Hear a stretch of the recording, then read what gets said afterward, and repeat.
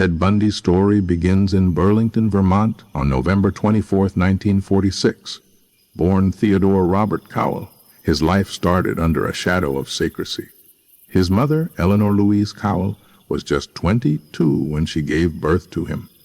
At the time, being an unwed mother carried heavy social stigma in conservative America, so she traveled to a special home for unwed mothers to give birth quietly.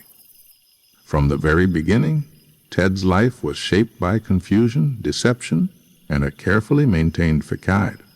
Louise initially planned to put her newborn son up for adoption, but at the last moment, she changed her mind, choosing instead to raise him with the support of her parents. Together, they constructed a lie that would shape Ted's entire identity. To the outside world, Ted's grandparents were presented as his parents, and his biological mother was introduced to him as his sister. It was a complex arrangement meant to protect family honor, but it created cracks in the foundation of his self-image. For years, Ted lived unaware of the truth, believing he was raised by his mother's parents and that Louise was merely his older sibling. Ted's grandfather, Samuel Cowell, was a violent and domineering man. Accounts from relatives suggest he was prone to rages, often verbally abusive, and carried a dark temper. Some stories even hint at his cruelty toward animals and neighbors.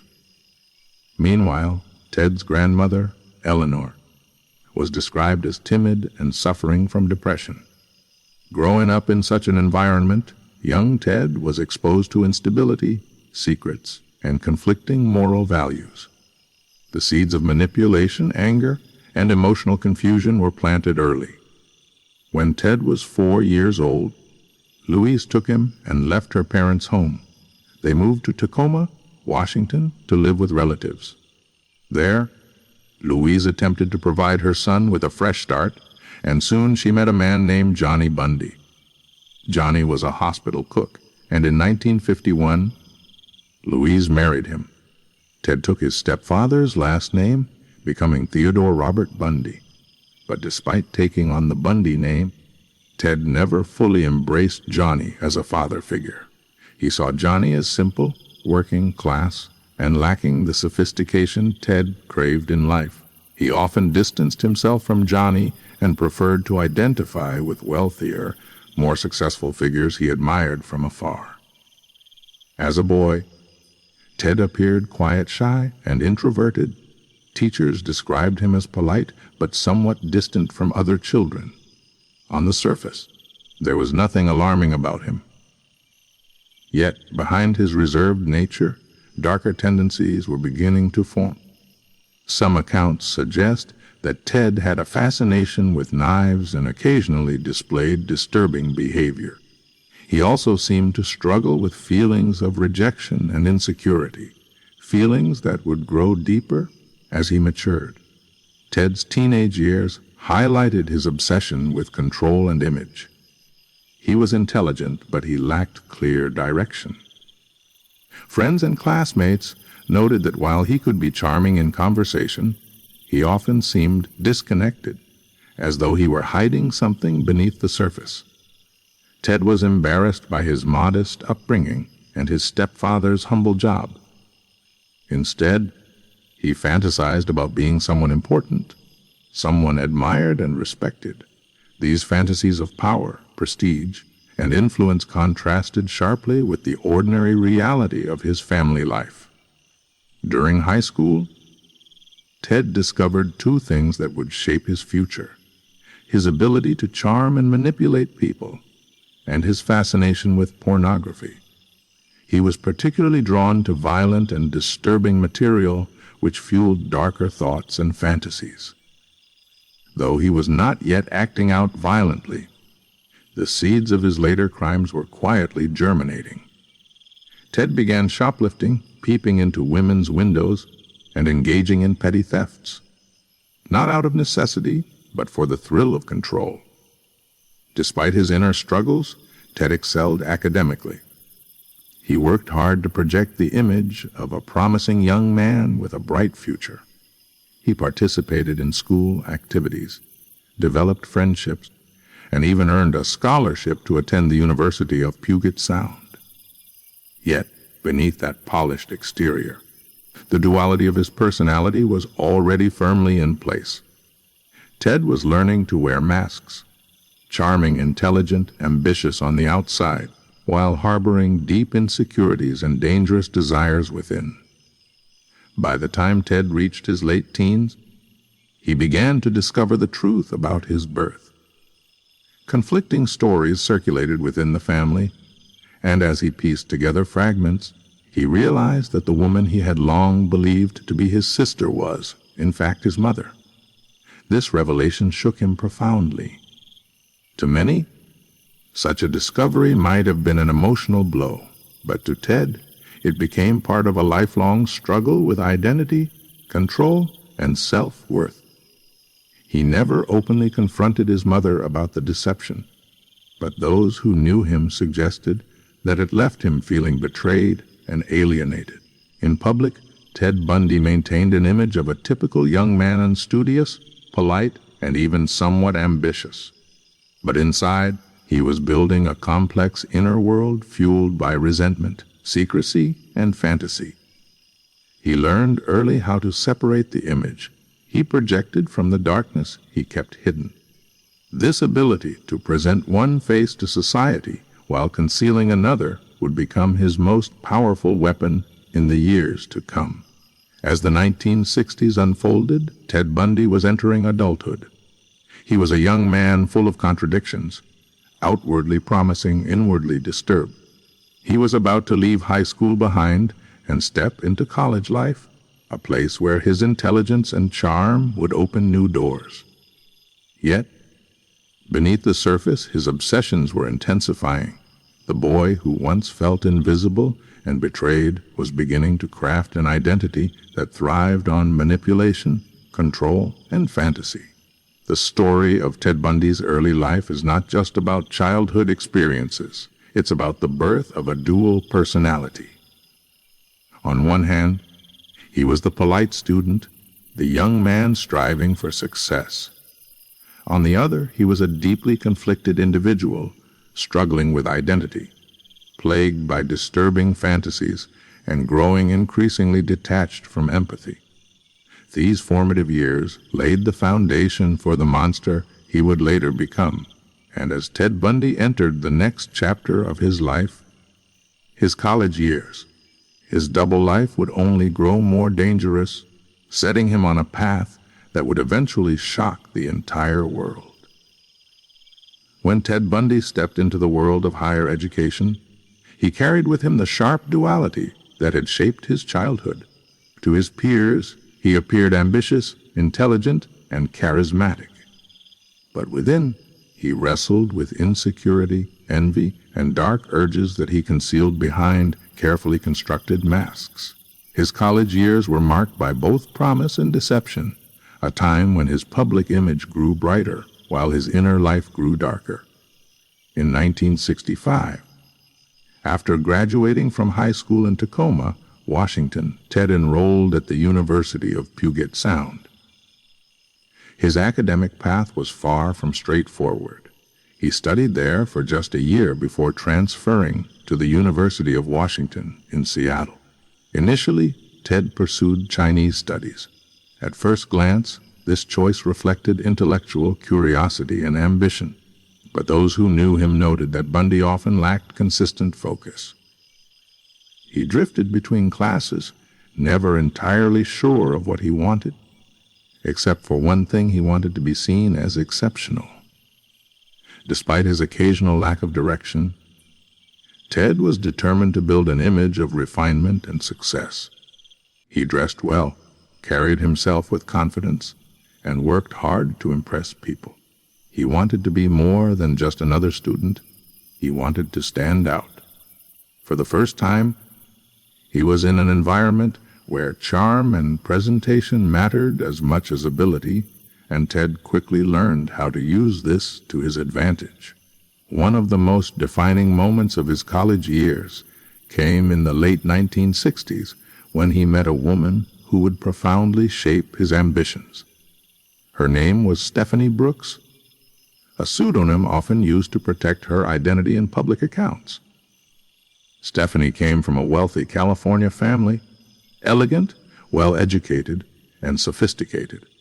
She was everything Ted wanted, but secretly felt he lacked. Their relationship was passionate, and Ted poured his energy into impressing her.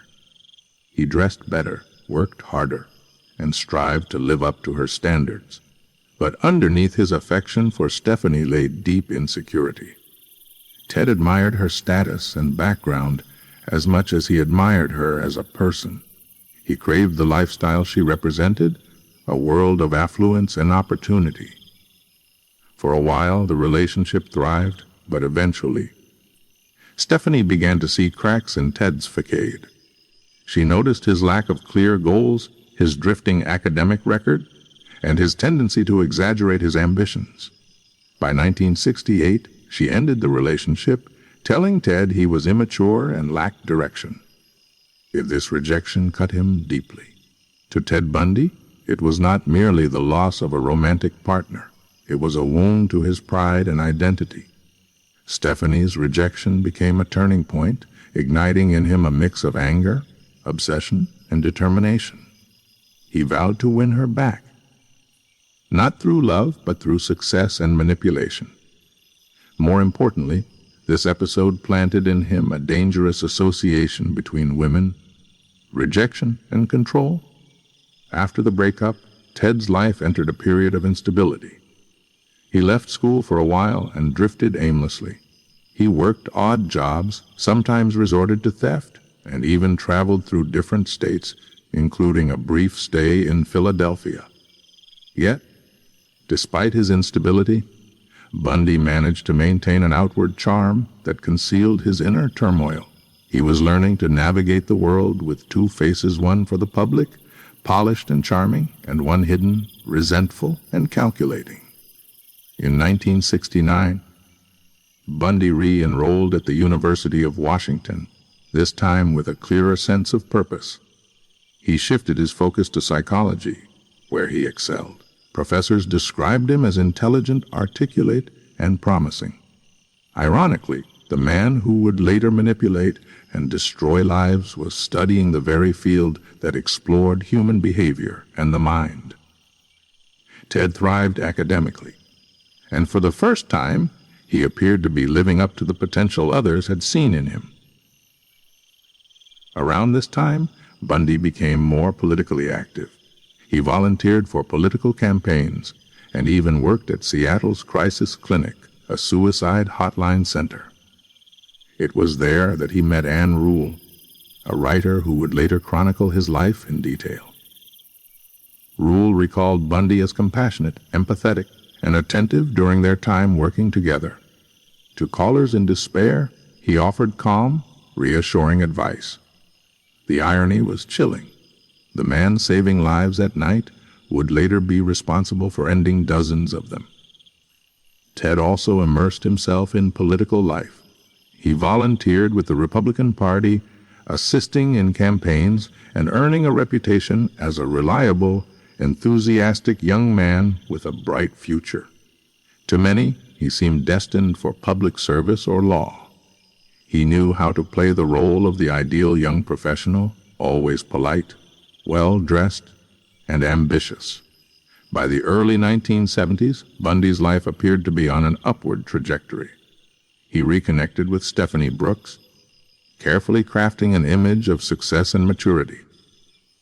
He dressed sharply, carried himself with confidence, and presented himself as a man transformed. Stephanie, impressed by his apparent growth, rekindled their relationship.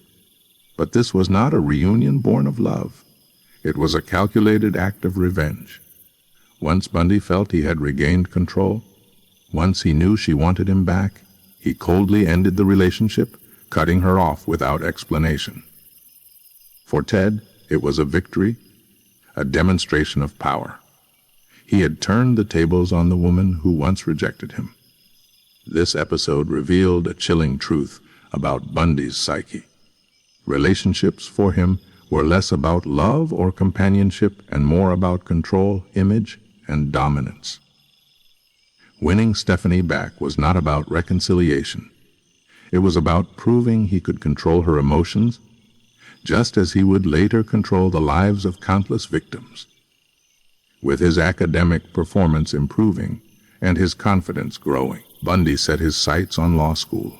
He applied to several programs, including the University of Utah and the University of Puget Sound. By 1973, he had been accepted to law school, marking what seemed to be the beginning of a prestigious career. To friends and colleagues, Ted Bundy was on the brink of becoming a successful lawyer or politician, a man with charm, intelligence, and ambition. Yet, beneath the polished exterior, darker currents were flowing. His rejection, resentment, and growing obsession with control simmered just below the surface. Bundy had learned to mask his insecurities behind a charming smile, to play roles that others admired, and to manipulate those around him. His time in college and law school was not just about academics. It was training ground for the deception and double life he would perfect in the years ahead. As Bundy entered law school, the image of a promising young man stood in stark contrast to the reality of who he was becoming.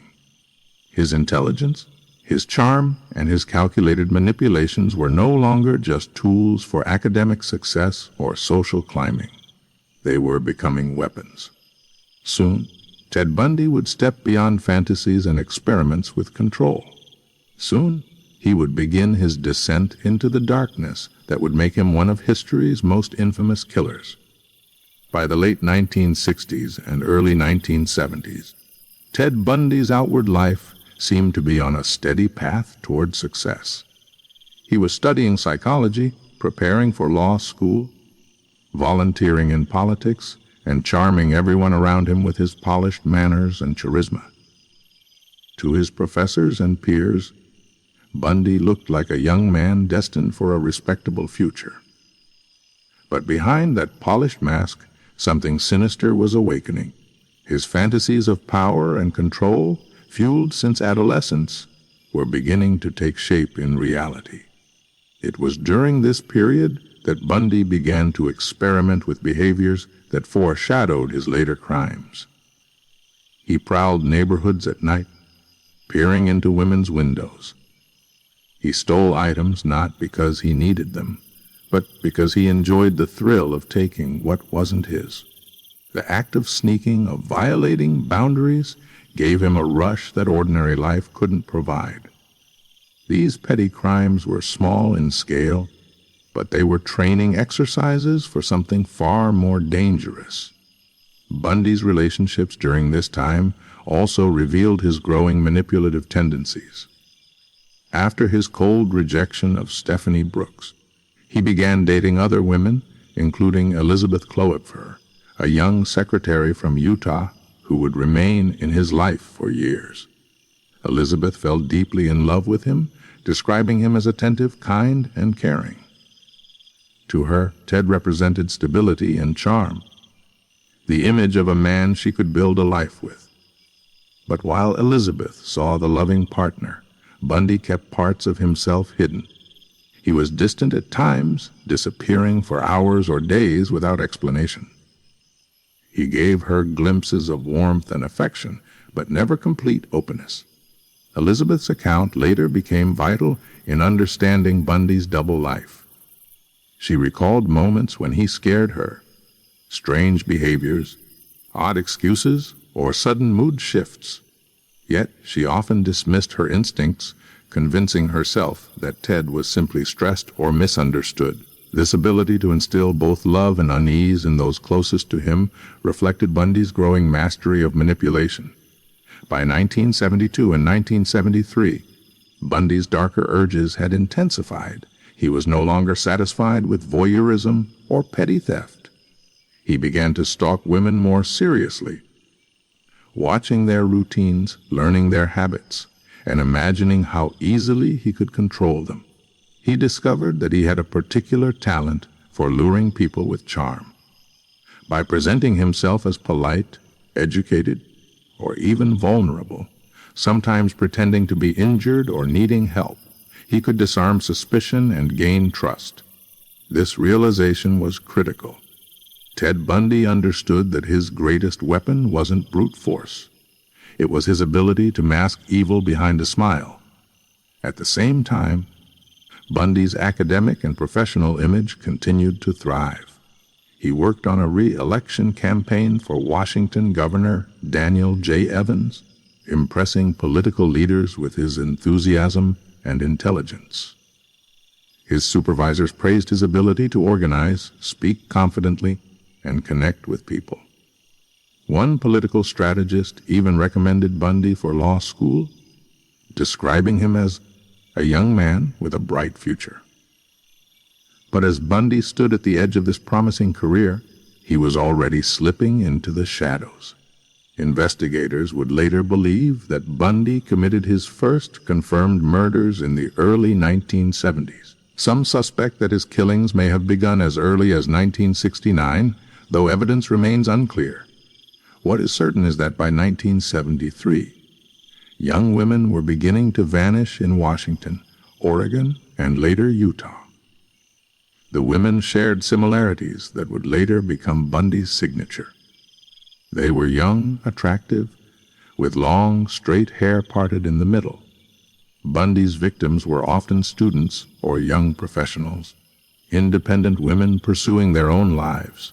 To Bundy, they represented both desire and a challenge. Their independence seemed to fuel his need to dominate and destroy. One of the earliest known disappearances linked to Bundy was that of Linda Ann Healy in 1974, though his stalking behaviors and attempts at abduction likely began earlier, around 1972-1973. Linda was a University of Washington student who lived near campus. On the night she vanished, she had gone to bed after speaking with friends. The next morning, her bed was neatly made, her nightgown missing, and her room showed signs of disturbance. No one had heard a struggle. It was as though she had vanished into thin air. Authorities were baffled. At this stage, Bundy was honing the methods that would later define his crimes.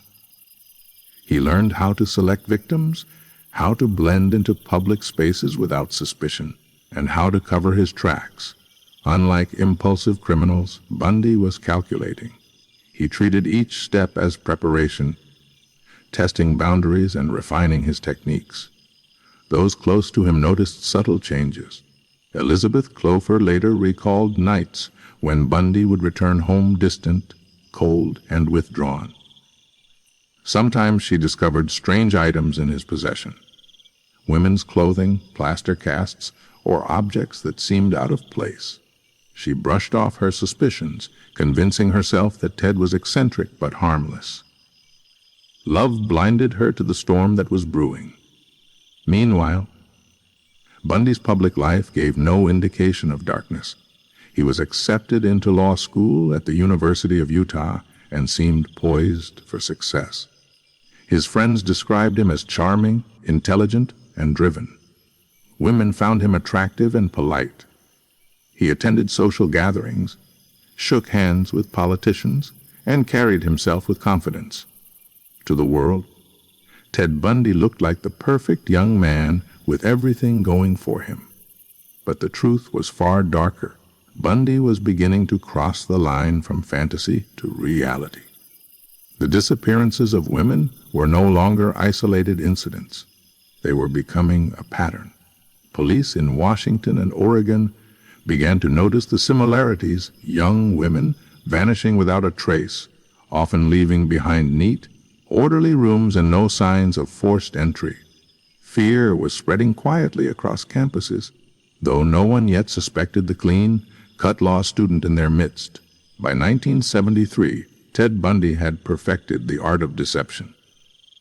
He could be the attentive boyfriend to Elizabeth, the promising law student to professors, the ambitious political aide to party leaders, and at the same time he was becoming a predator. He lived between two worlds, one admired by society, the other consumed by fantasies of control, violence, and domination. The stage was set, the experiments of his youth, the manipulations of his relationships, and the fantasies he nurtured in secret had begun to evolve into a chilling reality. Bundy was no longer just imagining power. He was taking it one victim at a time. As 1974 approached, his crimes would explode into the public consciousness with a wave of kidnappings and murders that terrified the Pacific Northwest. For the first time, Ted Bundy's carefully constructed double life would begin to crack, exposing the darkness that lay beneath the charming smile. The year 1974 marked a terrifying turning point in the life of Ted Bundy. Until then, his crimes had been whispers in the dark, isolated disappearances, strange suspicions, and a double life hidden beneath charm and ambition. But in 1974, Bundy escalated. His killings became more frequent, more brazen, and more violent. The mask of the polite law student still held firm, but behind it, Bundy was transforming into one of the most dangerous predators America had ever known. It began on January 4, 1974, when 18-year-old Karen Sparks, a University of Washington student, was brutally attacked in her basement apartment. Bundy entered her home during the night and beat her savagely with a metal rod from her bed frame. He also sexually assaulted her with such violence that it caused permanent damage. Miraculously, Karen survived, though she was left with lasting physical and emotional trauma. The attack shocked her friends and family, but no one could have imagined it was only the beginning of a horrifying spree. Just a month later, on February 1, 1974, another young woman vanished. Her name was Linda Ann Haley, a 21-year-old University of Washington student known for her beauty and kindness. Linda lived with several roommates, and on the night she disappeared, she had gone to bed as usual. The next morning, her roommates found her bed neatly made, but her nightgown was missing, and there was a spot of blood on her pillow. The scene was chilling. It looked as though someone had carefully orchestrated her disappearance. Bundy had taken her during the night, slipping silently into the house while her friends slept nearby. These back-to-back attacks revealed a new level of confidence. Bundy was no longer satisfied with lurking or experimenting. He was escalating, taking bolder risks, and leaving behind fearful communities in his wake. He had perfected the ability to blend in, to present himself as safe and trustworthy, while secretly planning acts of unimaginable violence. In March 1974, Donna Gail Manson, a 19-year-old student at Evergreen State College in Olympia, vanished after leaving her dorm to attend a jazz concert. She never arrived, and her body was never recovered. Then in April, 18-year-old Susan Rancourt disappeared from Central Washington State College after leaving a campus event. Witnesses later recalled a man fitting Bundy's description: handsome, well-dressed, wearing a sling or carrying crutches, asking women for help carrying books or loading items into his car. His ruse worked perfectly. People saw a polite, vulnerable young man, not a predator. By May 1974, fear was spreading across Washington state. On May 6, Roberta Kathleen Parks disappeared from Oregon State University after leaving her dorm to meet a friend. Then, in June, two more young women, Brenda Ball and Jorgen Hawkins, vanished within weeks of each other. Jorgen's disappearance especially alarmed investigators. She was last seen walking across her sorority's alleyway in the early hours of the morning, only a short distance from home.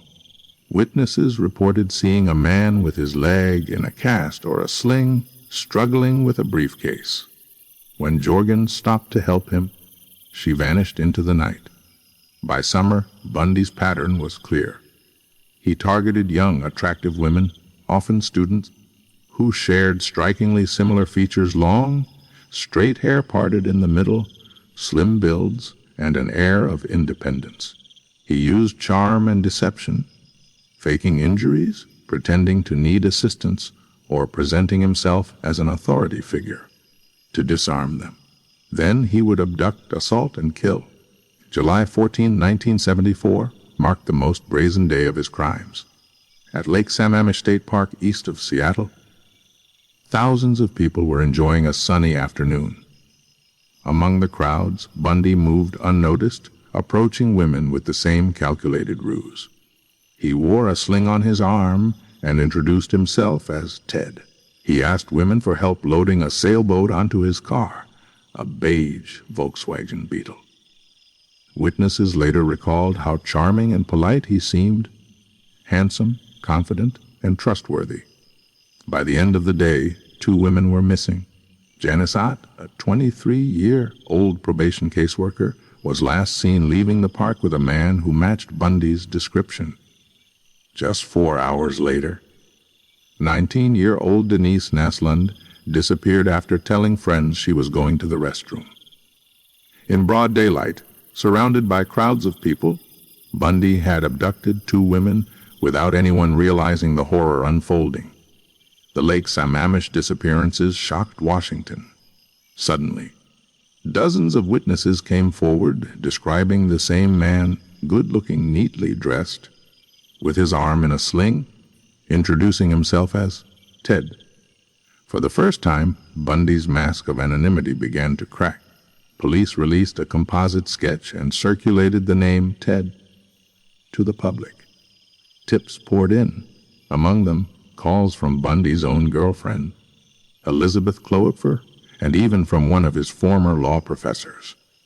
But investigators, overwhelmed with leads, did not yet narrow in on him.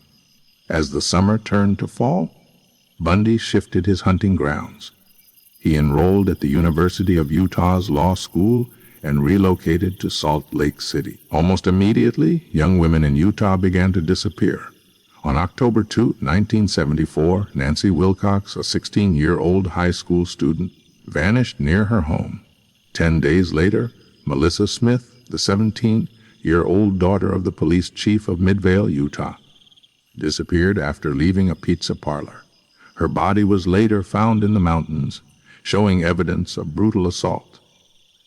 Only 2 weeks later, on Halloween night, 17-year-old Laura Aim was last seen leaving a party.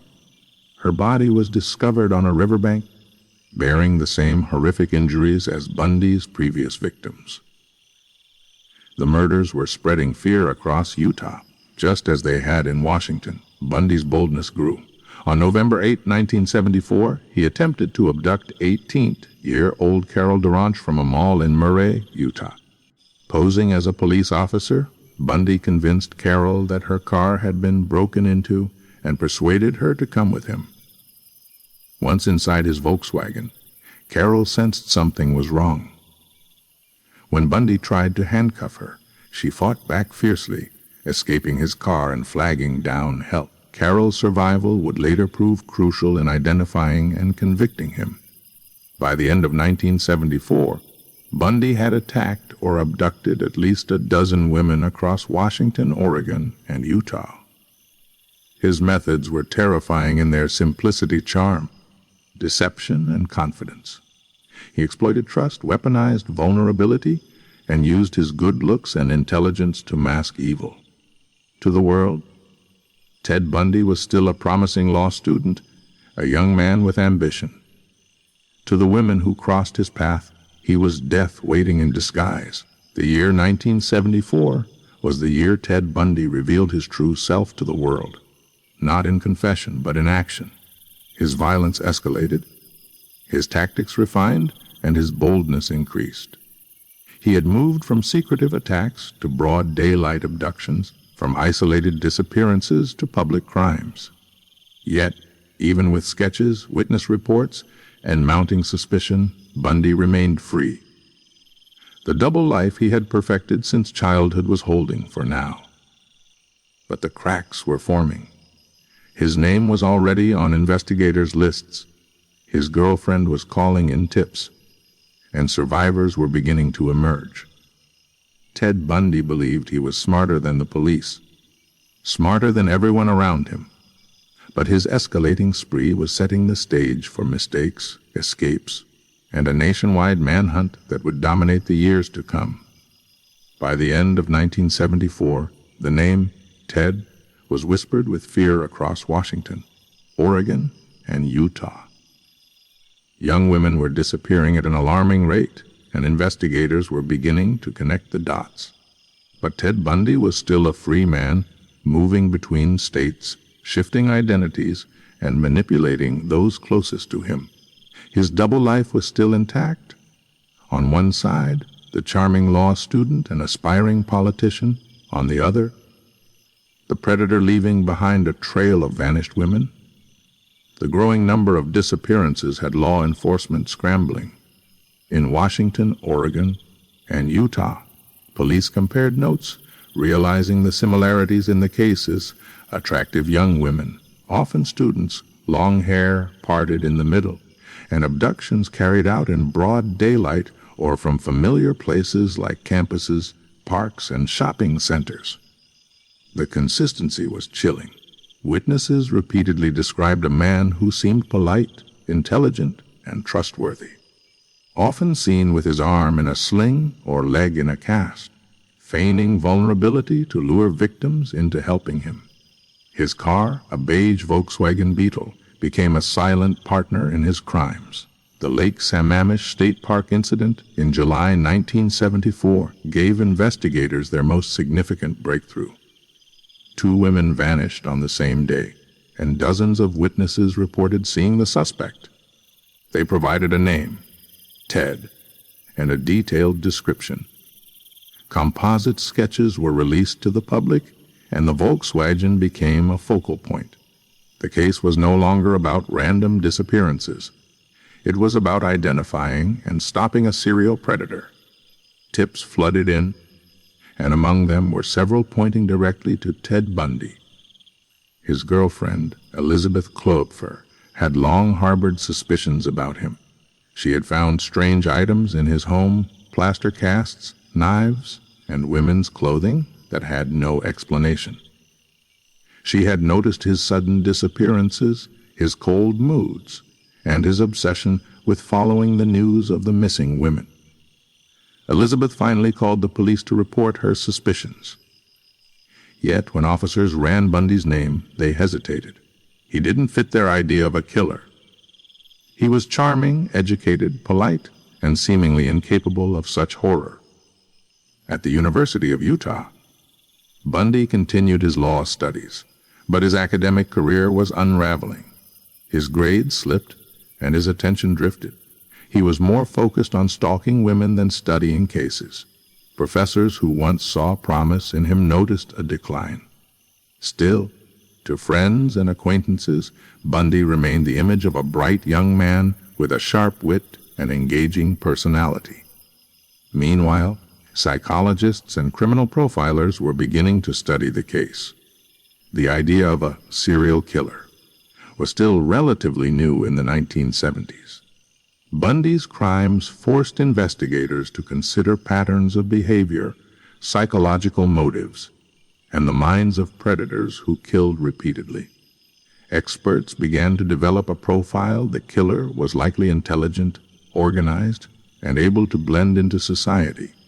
He was someone who could charm victims, plan meticulously, and leave little evidence. This profile, though chilling, fit Bundy perfectly.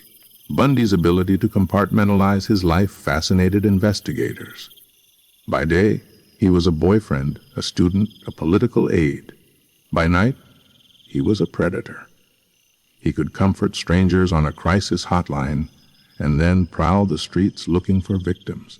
He had an uncanny ability to mimic normalcy, to play the role society expected of him, all while harboring unimaginable darkness inside. As 1975 began, Bundy's crimes continued across Utah. On January 12, Karen Campbell, a 23-year-old nurse, disappeared from a hotel in Aspen, Colorado, while vacationing with her fiancé. Witnesses reported seeing a man matching Bundy's description in the lobby shortly before Karen vanished. Her body was later found in a snowbank, brutally beaten. This marked Bundy's expansion into Colorado, spreading his crimes beyond the Pacific Northwest and Utah. That spring, another woman, Julie Cunningham, vanished while walking to a tavern in Vail, Colorado. In May, 12-year-old Lynette Culver disappeared from her school in Pocatello, Idaho. In June, Susan Curtis, 15, went missing after attending a youth conference at Brigham Young University. Bundy was widening his reach, striking across multiple states, making it nearly impossible for law enforcement to connect all the cases in real time. The interstate nature of Bundy's crimes created enormous challenges for investigators. Different police departments, spread across vast areas, were each handling cases that seemed isolated. There was little communication between jurisdictions, and without modern technology, sharing information was slow. Bundy exploited these gaps, moving freely, changing his hunting grounds, and leaving authorities always a step behind. Still, suspicion around him was growing. Elizabeth continued to voice her concerns to investigators. Friends and even a law professor contacted the police, mentioning Bundy as a possible suspect. His Volkswagen matched witness descriptions, and his appearance resembled the composite sketch. Yet Bundy's charm worked in his favor. When questioned casually, he appeared calm, articulate, and cooperative. Detectives found it hard to reconcile the polite law student with the brutal predator they were hunting. Psychologically, Bundy was evolving. Each successful abduction, each murder, reinforced his sense of power and control. He relished the challenge of outsmarting the police. For him, the crimes were not just about violence.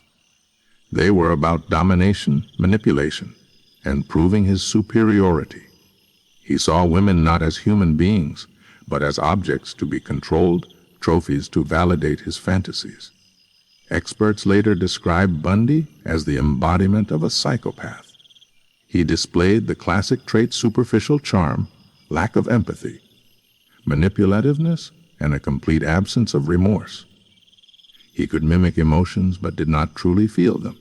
His relationships were built on control rather than love. His crimes were calculated, not impulsive, making him even more dangerous. By late 1975, law enforcement across several states was under pressure. Communities were terrified, young women were taking extra precautions, and the public demanded answers. The case was no longer a series of isolated mysteries. It was a nationwide manhunt for a killer who seemed to strike without pattern or limit. Bundy, meanwhile, continued to live his double life. He attended social gatherings, charmed friends, and carried himself with the confidence of a man who believed he was untouchable. His arrogance grew with each passing month. He believed he was smarter than investigators, more cunning than his peers, and destined to continue his spree indefinitely. But cracks were forming. Witnesses remembered his face. His name was on multiple police reports. His car, once unnoticed, was now being tracked. And his girlfriend, who had once overlooked her doubts, was now voicing them louder. The nationwide hunt for Ted Bundy was intensifying. Investigators were beginning to close in, but Bundy was still moving freely, confident that his charm and intelligence would shield him from suspicion. The mask was still in place, but beneath it, the pressure was mounting. The question was not whether Bundy would be caught, it was when. And when that moment came, the world would see just how far he was willing to go to escape justice. By the mid-1970s, the net around Ted Bundy was tightening. His arrogance had carried him far, but his confidence would soon collide with law enforcement. For the first time, Bundy's carefully crafted double life began to crack, exposing the predator beneath the mask. His eventual arrests, however, did not mean an end to his story. Instead, they revealed his extraordinary cunning, his talent for deception, and his ability to escape justice, sometimes literally. The first major breakthrough came on August 16, 1975 in Utah. That night, a patrol officer in Granger noticed a suspicious Volkswagen Beetle cruising through a neighborhood in the early hours of the morning. Inside was Ted Bundy. When the officer pulled him over, he discovered burglary tools, a ski mask, rope, handcuffs, a crowbar, and an ice pick. To investigators, these were more than burglary tools. They were the instruments of a killer. Bundy was arrested for possession of these items, and suddenly the charming law student became a suspect in a series of disappearances. At first, Bundy remained calm and cooperative. He downplayed the items as simple tools left in his car for no sinister purpose. He leaned on his charm, portraying himself as a misunderstood young man, intelligent and well-mannered, who could never be involved in violence. Yet investigators were not so easily swayed this time. They began connecting Bundy to the attempted abduction of Carol Durant, the brave teenager who had escaped from his car months earlier.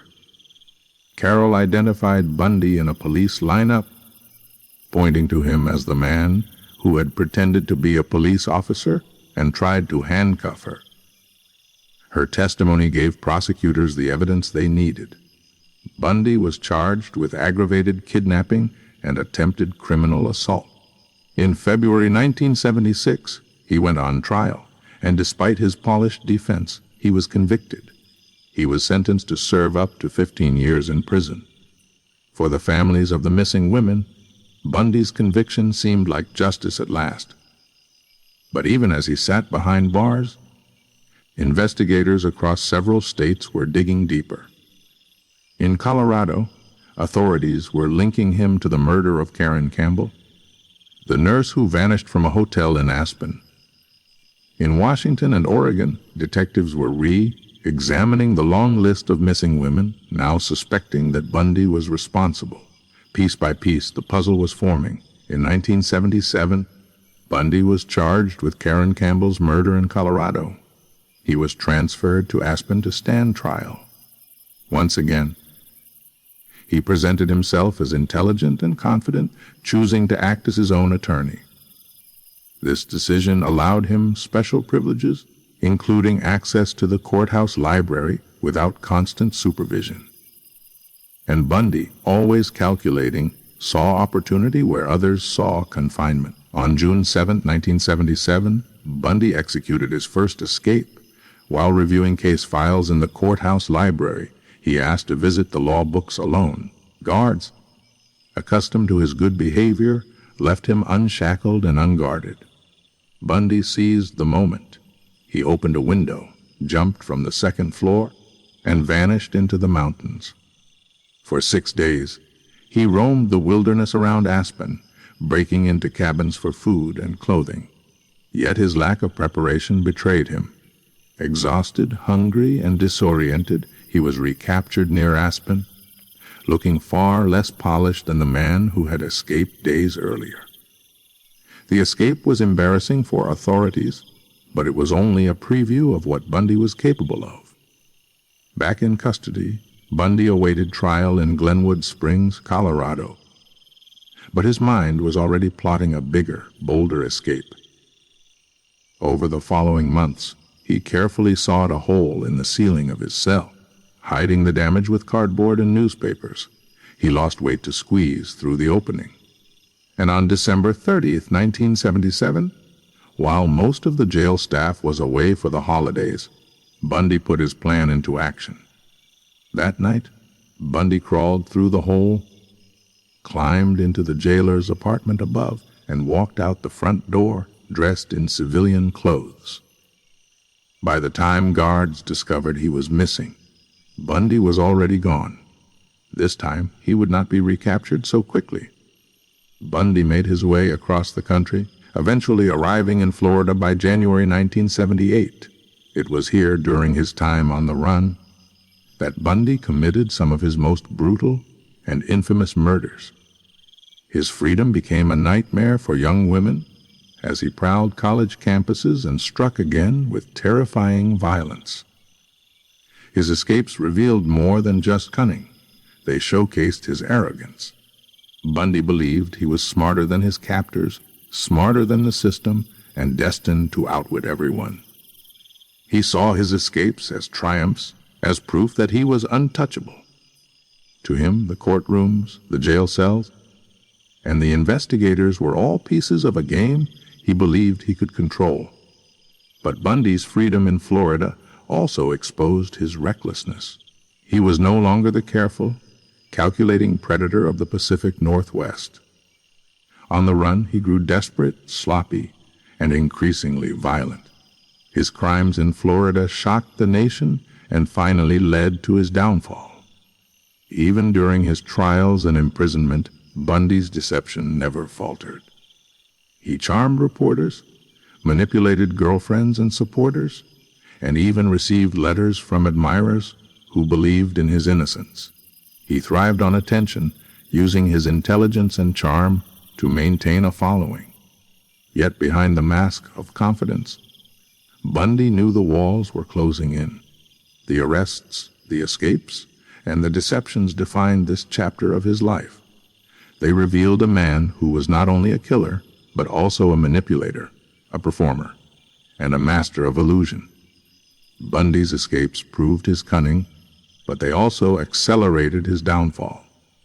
Each time he slipped through the cracks, his crimes became more brutal, his mistakes more obvious, and his capture more inevitable.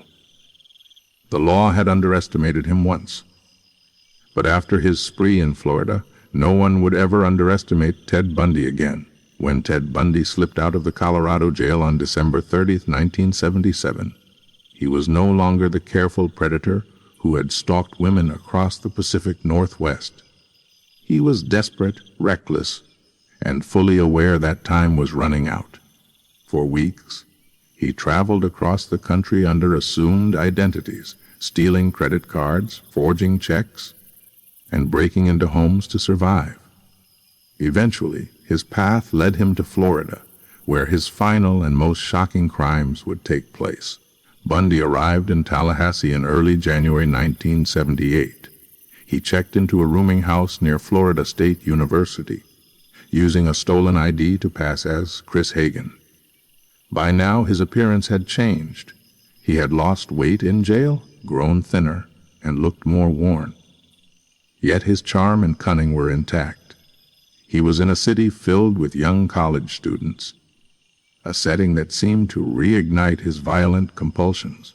On the night of January 14, 1978, Bundy unleashed a frenzy that would horrify the nation.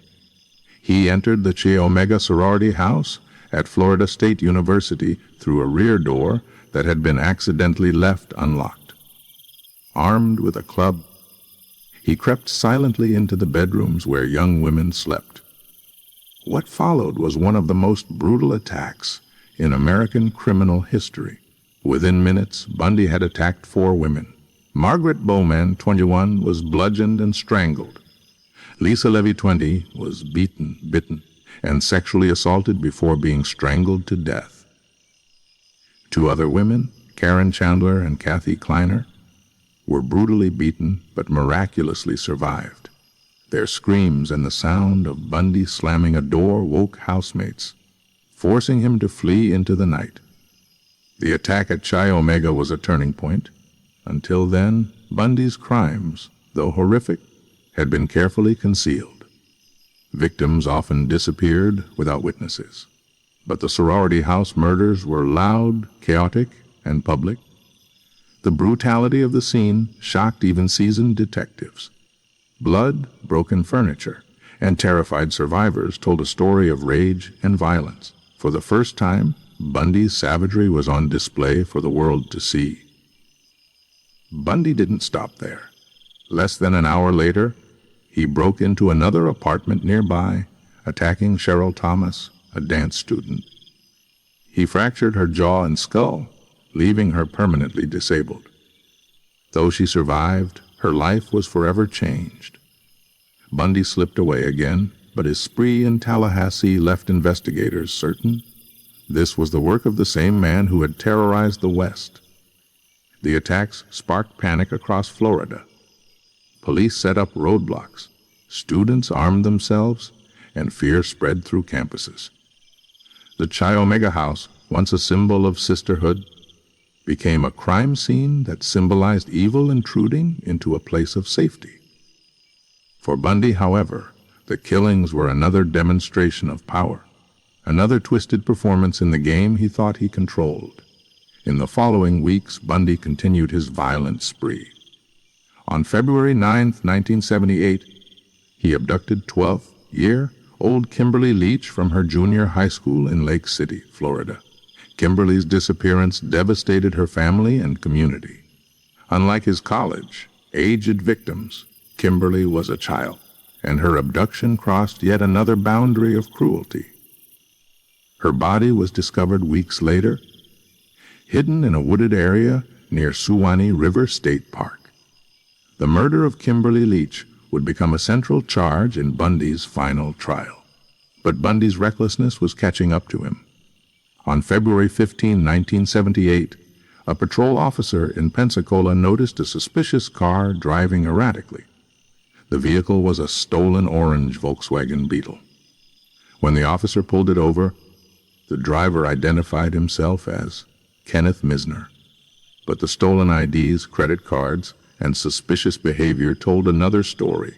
Bundy fought the officer during the arrest, but he was quickly subdued. At last, the nationwide manhunt was over. Back at the station, Bundy refused to give his real name. For days, he tried to play games with detectives, hiding behind aliases and smirks.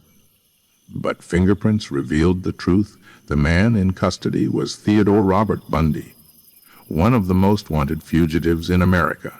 His arrest made headlines around the country, and Florida prosecutors prepared to try him for the Chi Omega murders. Psychologically, the Florida murders marked Bundy's decline. Experts later argued that his spree revealed desperation. He had lost control over his careful patterns and rituals. No longer content to stalk victims for days, he attacked impulsively, leaving survivors, witnesses, and overwhelming evidence. His need to kill had grown insatiable, and his arrogance had blinded him to the consequences. The brutality of the Florida crimes also revealed Bundy's escalating rage.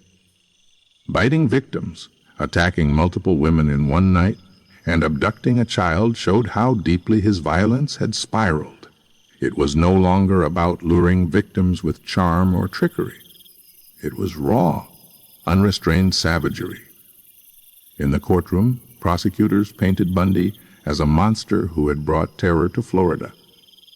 Survivors from Chi Omega testified against him, describing the horror of that night. Bite marks on Lisa Levy's body were matched to Bundy's teeth, providing damning physical evidence.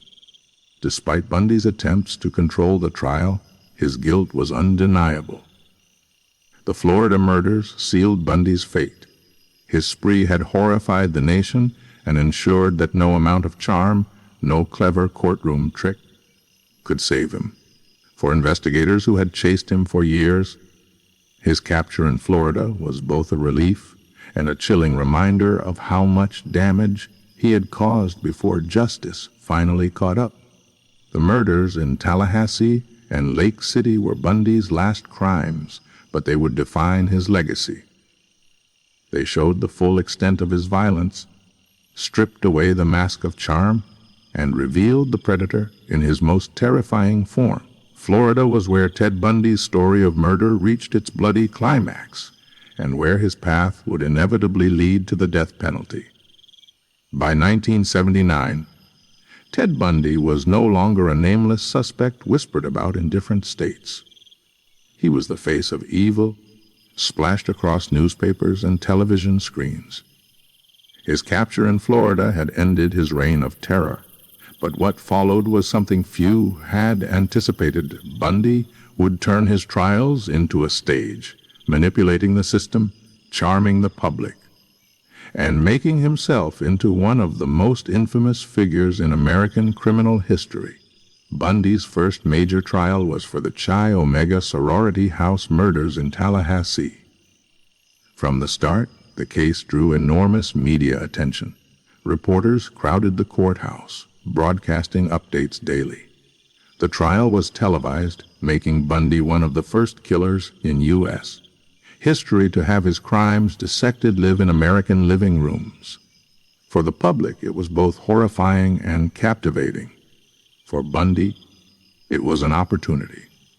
Unlike most defendants facing the death penalty, Bundy insisted on playing a central role in his defense. Though he had a team of court-appointed attorneys, he frequently dismissed their advice and chose to act as his own lawyer. This gave him special privileges. He could question witnesses directly, access legal materials, and speak directly to the judge.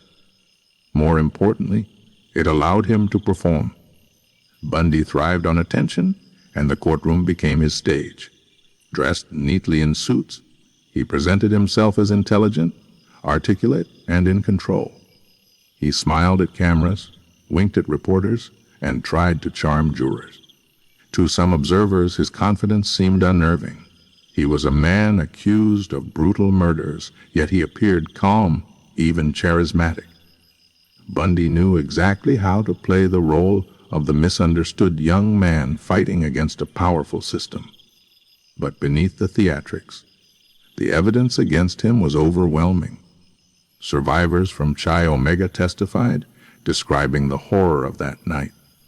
One woman recounted waking to the sound of Bundy's attacks and seeing him flee the house.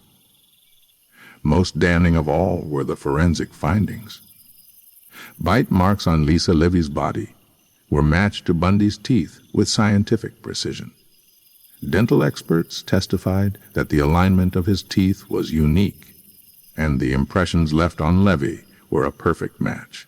Bundy tried to discredit the evidence, but jurors were convinced. On July 24, 1979, the jury deliberated for less than 7 hours before finding Bundy guilty of the Chi Omega murders and the attempted murders of 2 surviving victims.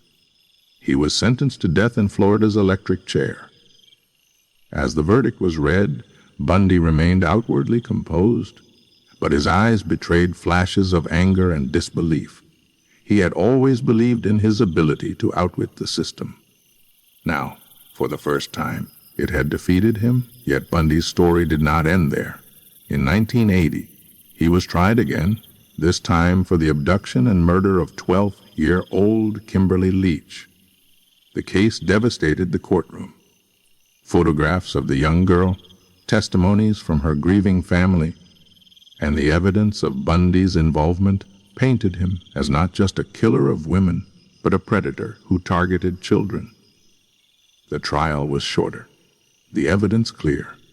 Once again, Bundy was convicted and sentenced to death. During these trials, Bundy continued to manipulate those around him. He received letters from women who admired him, some convinced of his innocence, others attracted to his notoriety. Courtroom observers noted how he played to these admirers, smiling, making eye contact, and basking in their attention. To Bundy, the adoration reinforced his belief in his own charm and control. One of the most bizarre moments came during his second trial. Bundy, exploiting a legal loophole in Florida law, proposed marriage to his former girlfriend, Carol Ann Boone, while she testified in his defense. Because a proposal made in court in front of a judge constituted a legally binding marriage in Florida at the time, Boone accepted, and the two were declared husband and wife on the spot. The moment was surreal, a convicted murderer facing the death penalty marrying in open court. For Bundy, it was another act of manipulation, another way to control the narrative and maintain his image. The media, meanwhile, could not look away. Television cameras captured Bundy's every word, every smile, every attempt at charm. Newspapers dubbed him the charming killer, emphasizing the contradiction between his polite demeanor and his monstrous crimes. Viewers across America debated how someone who looked so normal, so intelligent, could be capable of such horror. Bundy's trials became a national spectacle, a grim intersection of crime, psychology, and entertainment. Psychologists who observed him noted his narcissism and lack of empathy. Bundy thrived on attention, whether positive or negative. The trial gave him a platform to showcase his intelligence, but it also exposed his arrogance. He underestimated the jurors, believing his charm could outweigh the evidence. He underestimated the families of victims, thinking his theatrics could overshadow their grief. Ultimately, he underestimated the system of justice that would condemn him. By the early 1980s, Bundy was a condemned man, sentenced to die for his crimes.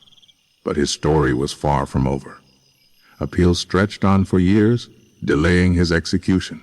During that time, Bundy used every opportunity to manipulate those around him, from reporters seeking interviews to psychologists hoping for insights into his mind.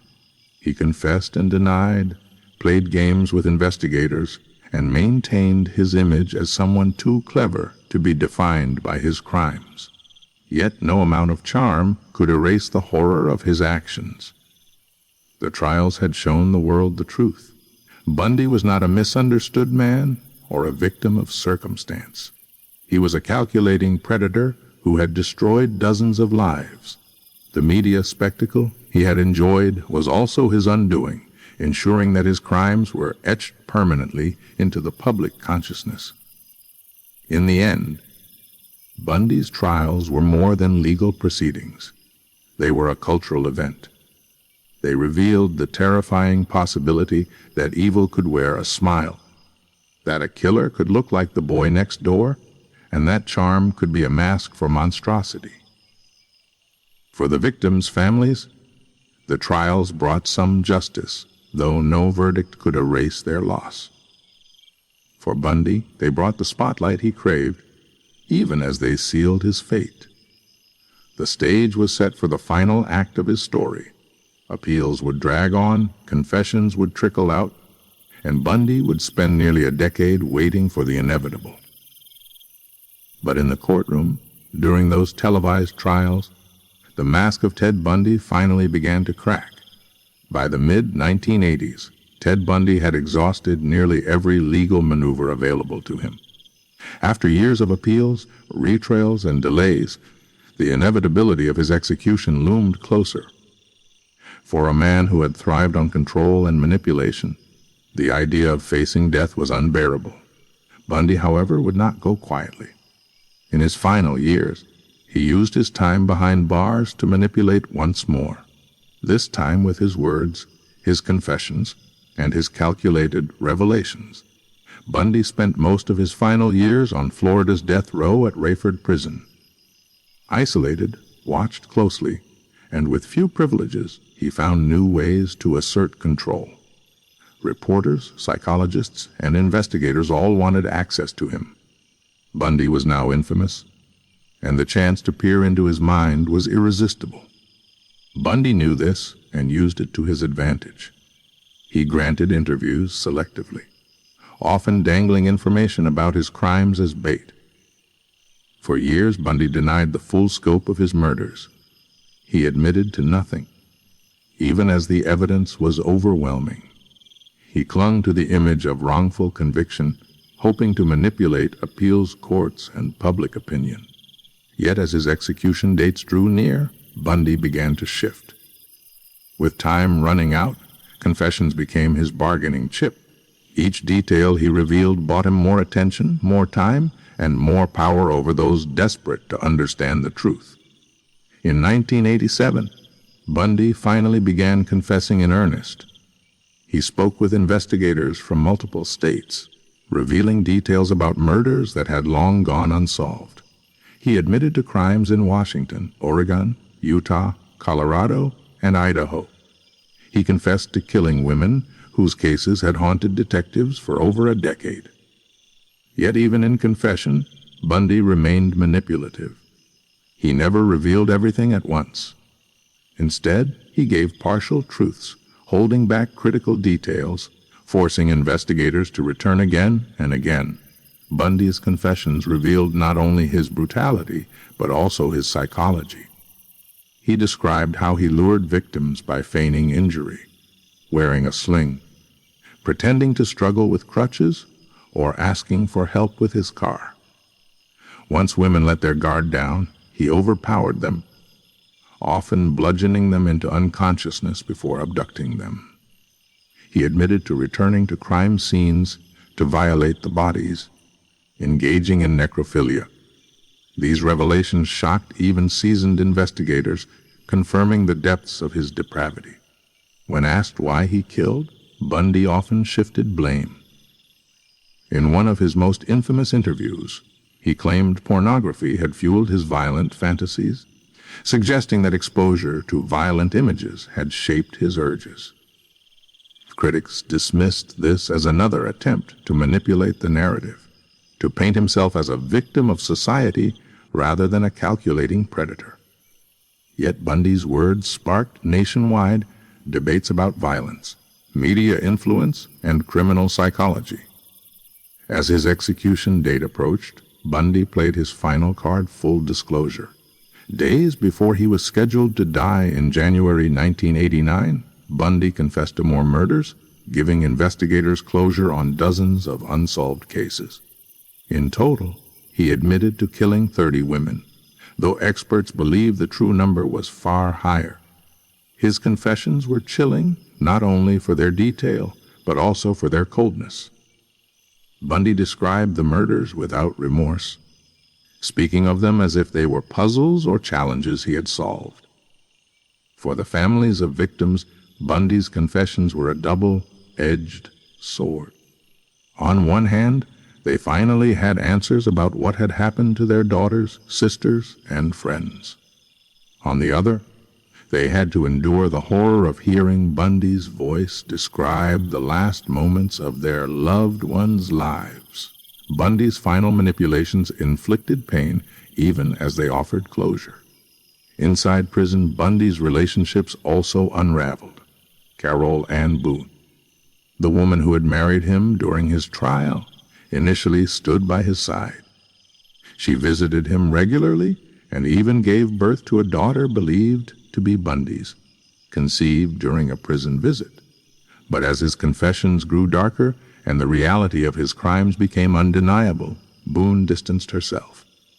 By the late 1980s, she had stopped visiting, leaving Bundy increasingly isolated. Psychologists who interviewed Bundy during this period described a man who fit the textbook definition of a psychopath. He was manipulative, narcissistic, and incapable of genuine empathy. He could mimic emotions, even feign regret, but his words revealed only self-preservation. Bundy's final days confirmed what experts had long suspected. He killed not out of necessity, but out of compulsion, pleasure, and power. The world watched closely as Bundy's final execution date approached. Outside Rayford Prison, crowds gathered, holding signs that read, "Burn, Bundy, burn." News crews camped for days, turning his final hours into a global media event. Bundy, once the master manipulator, was now the focus of a spectacle he could no longer control. On January 23, 1989, the night before his execution, Bundy gave his final interviews. He confessed once more, offering last-minute details in a desperate attempt to prolong his life. But this time, the authorities did not waver. Appeals were denied, delays rejected. Bundy's time was over. For Bundy, the final days were filled with the same patterns that had defined his life: manipulation, charm, and control. Yet as the hours ticked away, his power diminished. The man who had once believed himself untouchable was now confined to a small cell, awaiting the electric chair. As dawn approached on January 24, 1989, Bundy's confessions came to an end. The man who had spent years weaving lies, manipulating narratives, and hiding behind charm faced the one reality he could not escape. On the morning of January 24, 1989, Ted Bundy's story reached its grim conclusion. Inside Florida State Prison at Rayford, guards moved quietly through the corridors, preparing for the execution of one of the most notorious serial killers in American history. Outside the prison gates, a very different atmosphere unfolded. Hundreds of people gathered, holding signs, chanting, and waiting for the moment news broke that Bundy was dead. For many, it was not just the execution of a murderer. It was the symbolic end to years of fear, anger, and unanswered questions. In his final hours, Bundy's demeanor shifted between calmness and desperation. He had spent the night speaking with pastors and giving last-minute interviews, hoping to influence how the world would remember him. To some, he expressed regret, but even in those moments, his words felt hollow. Psychologists and investigators who had studied him for years recognized the same patterns. Bundy was not capable of true remorse. Instead, he continued to search for ways to control the narrative, blaming pornography, society, and outside forces rather than fully confronting his own choices. Shortly after 7 a.m., Bundy was led into the execution chamber. He wore a plain prison uniform, his once confident smile absent. Witnesses described him as pale and subdued, a man finally stripped of his masks. He was strapped into the electric chair, nicknamed Old Sparky, as witnesses looked on from behind glass. When asked for final words, Bundy offered only a brief statement, thanking those who had supported him and expressing vague apologies to his family. He did not directly address the victims or their loved ones. At 7:16 a.m., the switch was thrown. Electricity surged through Bundy's body, and within minutes he was pronounced dead. Outside the prison, cheers erupted. Crowds who had been waiting through the night began celebrating, some holding signs that read, "Bundy freed," and "Justice served." Vendors even sold T-shirts and buttons, turning the execution into a strange carnival of closure and spectacle. For the families of victims, Bundy's death brought a measure of justice, though the pain of their losses would never fully disappear. Bundy's execution did not just mark the end of a killer's life. It ignited conversations that still continue today. His case became a cornerstone in criminology, psychology, and law enforcement, shaping how investigators approach serial crimes. Forensic science played a key role in convicting Bundy, especially the use of bite mark analysis. His trial highlighted the growing importance of physical evidence, encouraging law enforcement to adopt more rigorous forensic methods. Bundy's cross-state killing spree also exposed the weaknesses in communication between police departments. At the time, there was no centralized database to track serial offenders. His crimes pushed authorities toward greater cooperation, eventually contributing to the development of national systems like the FBI's Violent Criminal Apprehension Program, AVIKP. Psychologically, Bundy became a textbook example of psychopathy. He displayed charm, intelligence, and the ability to mimic empathy, all while committing unspeakable acts. His interviews, confessions, and manipulations became critical case studies for criminal psychologists.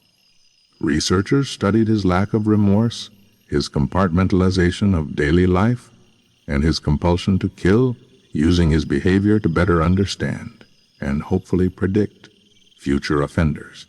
Culturally, Bundy's story left a deep imprint on American society. His trials were among the first to be televised, creating a template for the media spectacle surrounding high-profile cases. The contrast between his outward charm and inner monstrosity fascinated and horrified the public. For many, Bundy shattered the comforting stereotype of what a killer looked like. He was not a shadowy figure lurking in dark alleys. He was a law student, a political volunteer, a man who could sit across from you and smile. His existence forced society to confront the unsettling truth that evil can hide in plain sight. Bundy's legacy also sparked debates about the death penalty. Supporters of capital punishment saw his execution as justice for dozens of women whose lives he had stolen. Opponents, however, questioned whether executing Bundy truly served justice or simply satisfied public desire for revenge. His case became a focal point in broader discussions about punishment, morality, and deterrence. In the decades since his death, Bundy has remained a figure of morbid fascination. Books, documentaries, and films have revisited his life, each attempting to unravel the mystery of how one man could commit such atrocities. Yet, despite countless analyses, one question lingers: why? Why did Bundy kill? And why did he continue even when capture seemed inevitable? Some point to his psychology, others to his need for power and control, but ultimately, Bundy himself never gave a clear answer. Perhaps there was none. For the families of his victims, Bundy's name will always carry the weight of loss. Behind every headline and courtroom performance were young women whose lives were cut short. They were daughters, sisters, and friends who never came home. Their stories risked being overshadowed by Bundy's infamy, but they remained the true victims of his crimes. Each one represents a life of promise destroyed by a man who chose violence over humanity. Bundy's execution closed one chapter, but his influence endures. Law enforcement, psychologists, and society at large continue to study him, not to glorify him, but to learn, to prevent, and to remember. His legacy is not one of admiration, but a warning that evil can wear a smile, that predators can blend seamlessly into society, and that vigilance is necessary to protect the vulnerable. As the sun rose over Rayford Prison on that January morning in 1989, Ted Bundy's life ended, but his shadow remained. His death marked justice served, but also a reminder of the horrors he inflicted. For those who lost loved ones, the execution was not the end of grief, but it was the end of Bundy's power. He would never kill again, never manipulate again, never smile into a camera and twist the truth. In the end, Bundy's legacy is not his charm, nor his deception, nor even the media circus that followed him. His legacy is the lesson he leaves behind, that monsters can hide behind friendly faces, and that society must never forget the victims whose lives were stolen by the man once called the charming killer.